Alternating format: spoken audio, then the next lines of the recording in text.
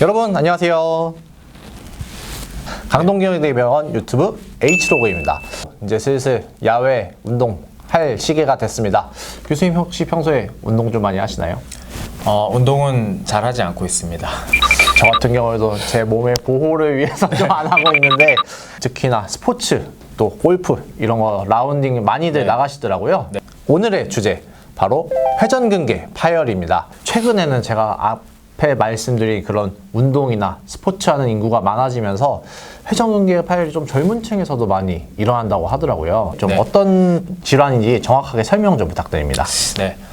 어깨는 이제 어깨를 움직이는 근육과 힘줄이 네. 어깨 주변을 어깨 관절을 둘러싸고 있는데 크게 어깨 관절을 둘러싸고 있는 4개의 힘줄을 저희가 회전근개 힘줄이라고 부릅니다.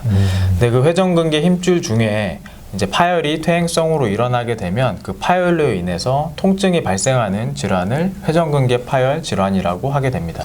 어떻게 팔을 들었을 때 아픈 게 회전근개 파열의 증상이라고 할 수 있을까요? 그러니까 따라서 어깨를 앞으로 드는 전방 거상이나 혹은 외측으로 드는 외전 동작을 할 때 통증이 있는 경우에 힘줄에 문제가 있을 수 있다고 생각해 볼 수가 있겠습니다. 그리고 보통 이제 이러한 통증이 뭐 120도에서 160도 이렇게 더 높이 들 때 발생을 한다고 하는데 이 정도까지는 그럼 뭐 근육이나 이런 걸로 충분히 들어 올릴 수 있는데 그 이상부터는 이제 힘줄이 많이 써서 아픈 건가요? 맞습니다.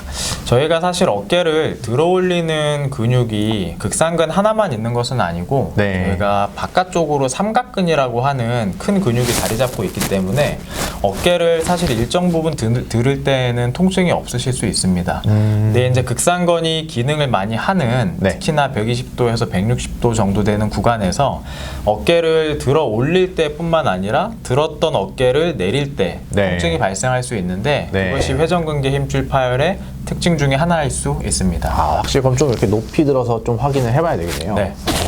감사합니다, 교수님. 그리고 이제 회전근개랑 대표적으로 좀 많이 헷갈리는 질환 바로 50견, 동결견이 있는데 둘 다 이제 50대 넘어가서 발생하기도 하고 좀 통증도 비슷해서 사람들이 많이들 착각한다고 하더라고요. 좀 대표적인 차이점 어떤 게 있을까요? 우선은 동결견 같은 경우는 어깨가 실제로 굳는 질환이기 때문에 본인이 이렇게 어깨를 들었을 때 일정 부분까지 들어지지가 않고 그 다음에 누군가 다른 사람이 어깨를 들어줬을 때에도 여기서 더 올라가지 않습니다. 실제로 어깨가 굳었기 때문에 발생하는 질환이고 힘줄 파열 같은 경우에는 사실 실제로 굳었다기보다는 통증으로 인해서 어깨를 못 들으시는 분이 많아서 우리가 어느 정도 각도까지 올라간 후에 다른 사람이 어깨를 이렇게 들어주면 쭉 올라가는 경우가 있습니다. 이렇게 쭉 올라가는 경우는 우리가 어깨가 굳지 않았다고 보기 때문에 동결견보다는 힘줄 파열의 가능성이 조금 더 높을 수 있겠다라고 생각해 볼 수 있습니다. 혹시 뭐 통증의 부위에는 차이가 없나요, 그러면? 통증은 보통 이제 극상근이 위쪽에 붙지만 주로 위쪽 앞쪽에 붙기 때문에 힘줄 파열이 있으신 분들은 어깨 앞쪽으로 통증이 좀 있으신 분들이 많고 그래서 전방 통증이 있는 경우가 많고 우리가 50견, 동결견 같이 염증성 질환의 경우에서는 어깨 관절에 전반적으로 염증이 생기는 질환이기 때문에 어디 한 군데가 특정 부위가 아픈 것이 아니라 전반적으로 통증이 있다고 많이 표현을 하십니다. 그렇군요. 여러분 이 두 가지 잘 기억하시면 좋을 것 같습니다. 남이 들어줬을 때 안 들어지면 동결견, 들리면은 회전근개 파열, 그리고 주로 이 전체가 아프면 동결견, 앞쪽이 주로 아프면 회전근개 파열, 이렇게 좀 보시면 될 것 같습니다.